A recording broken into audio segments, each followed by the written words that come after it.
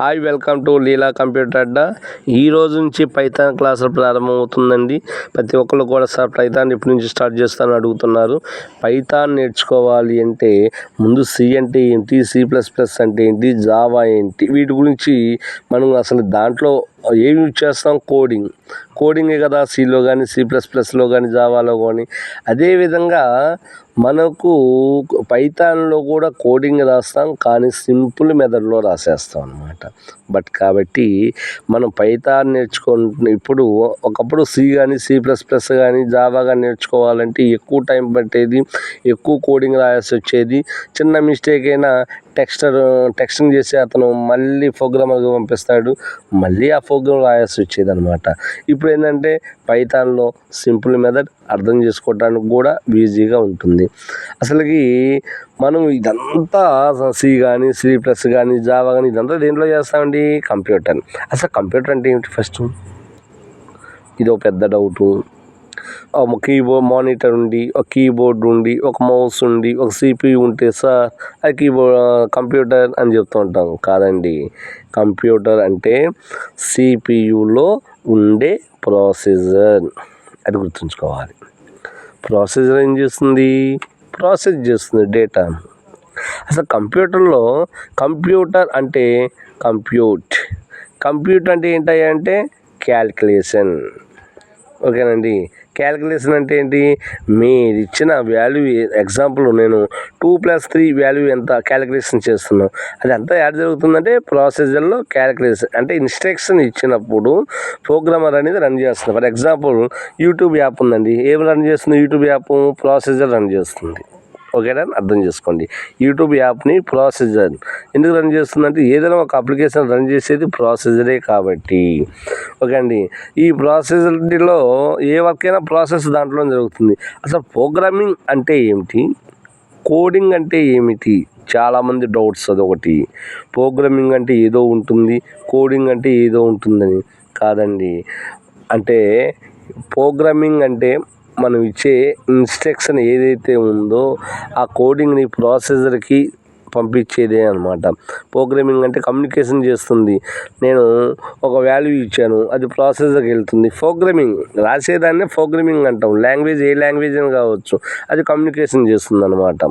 దాన్నే ప్రోగ్రామింగ్ లేదా కోడింగ్ అని అంటాము. అసలు ఫస్ట్ ఆఫ్ ఆల్ మనం ఇచ్చే ఇన్స్ట్రక్షన్ అని చెప్తున్నా కదా. ఇన్స్ట్రక్షన్ అంటే ఏంటి?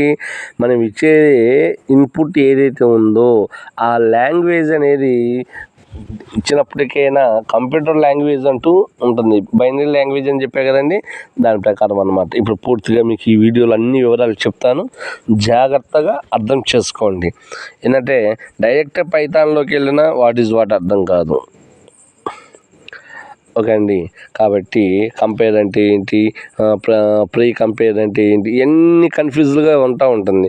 అసలు ఫస్ట్ ఆఫ్ ఆల్ మనం ఏం చేయాలంటే లాంగ్వేజ్ ఏదైనా తీసుకున్నామో ఆ లాంగ్వేజ్ అనేది ప్రాసెసర్ అనేది రిసీవ్ చేసుకుంటుంది. అర్థమైంది కదా, అది గుర్తుంచుకోండి.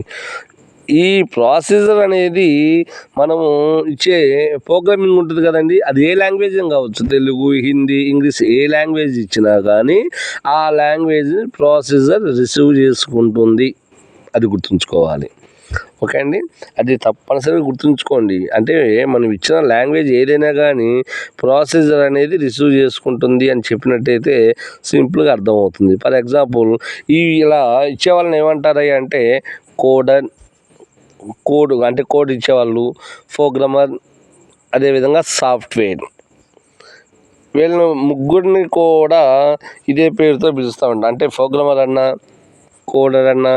కోడర్ అంటే కోడ్ రాసేతను అనమాట, సాఫ్ట్వేర్ అన్న, ఈ మూడు ఒకటి. వీళ్ళు ముగ్గురు చేసే వర్క్ ఏంటంటే ఇన్స్ట్రక్షన్ ఇవ్వటం, ఆ ఇన్స్ట్రక్షన్ అనేది ప్రాసెసర్కి కన్వర్ట్ చేయటం, కమ్యూనికేషన్ చేయటం అనమాట. ఇది తెలిస్తే మాత్రం సింపుల్గా మనకి అర్థమవుతుంది. ప్రోగ్రామ్ అంటే ఏమిటి, కోడింగ్ అంటే ఏమిటి, ఇది ఒక డౌట్. మళ్ళీ ఇందాక మీకు చెప్పాను, ప్రోగ్రామింగ్ అన్నా కోడింగ్ అన్నా రెండూ ఒకటే.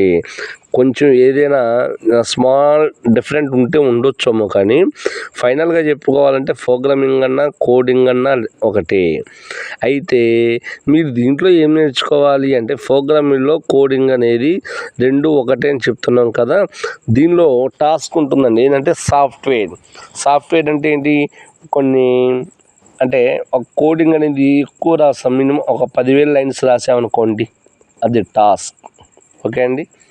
ఇప్పుడు ఈ ప్రాసెసర్లో ఏమవుతుందంటే ఇన్స్ట్రక్షన్ జరుగుతుందండి. ఫస్ట్ బాగా అర్థం చేసుకోవాలి. ఎన్నిసార్లు రిపీట్ చేస్తున్నానంటే సబ్జెక్ట్ మనకు అర్థం కాకపోవటం కారణం ఏంటంటే అసలు ప్రాసెసర్ వర్క్ ఏంటి, అదేవిధంగా ప్రోగ్రామ్ అంటే ఏంటి, కోడింగ్ అంటే ఏంటి, ప్రోగ్రామర్ అంటే ఎవరు, సాఫ్ట్వేర్ అంటే ఎవరు, కోడర్ అంటే ఎవరు, కోడర్ అంటే మనం ఇచ్చిన కోడ్ అనేది ఎలా ఇవ్వాలి, ఇదంతా ప్రాసెసర్లో ఇన్స్ట్రక్షన్ జరుగుతుంది. ఓకే అండి.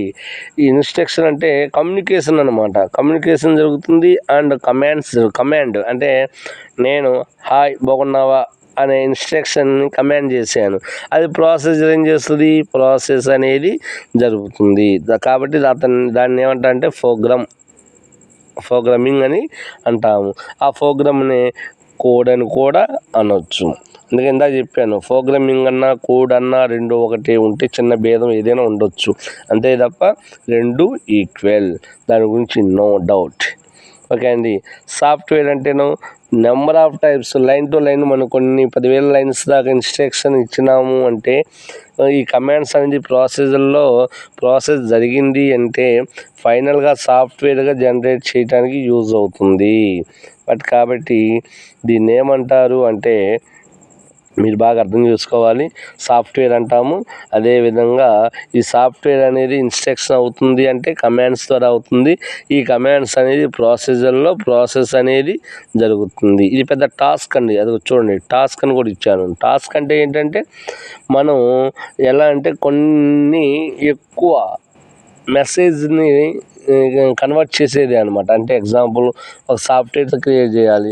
ఆ సాఫ్ట్వేర్ ఎలా క్రియేట్ చేస్తాము, కొంత సాఫ్ట్వేర్ కోడింగ్ రాసిన తర్వాత సాఫ్ట్వేర్గా జనరేట్ అవుతుంది. ఓకే అండి. ఇదంతా ఎవరు చేస్తారా అంటే సాఫ్ట్వేర్ చేస్తారు. సాఫ్ట్వేర్ చేయాలంటే కోడింగ్ అనేది రాస్తాడు. ప్రోగ్రామింగ్ అంటే ప్రోగ్రామింగ్ అన్నా రెండు ఒకటే. ఈ రెండు కూడా ప్రాసెసర్కి అర్థమయ్యే కమ్యూనికేషన్ లాంగ్వేజ్ అనమాట. ఓకేనా. కాబట్టి ఈ వీడియో అర్థమైందని చెప్పేసి అనుకుంటున్నాను. Thank you.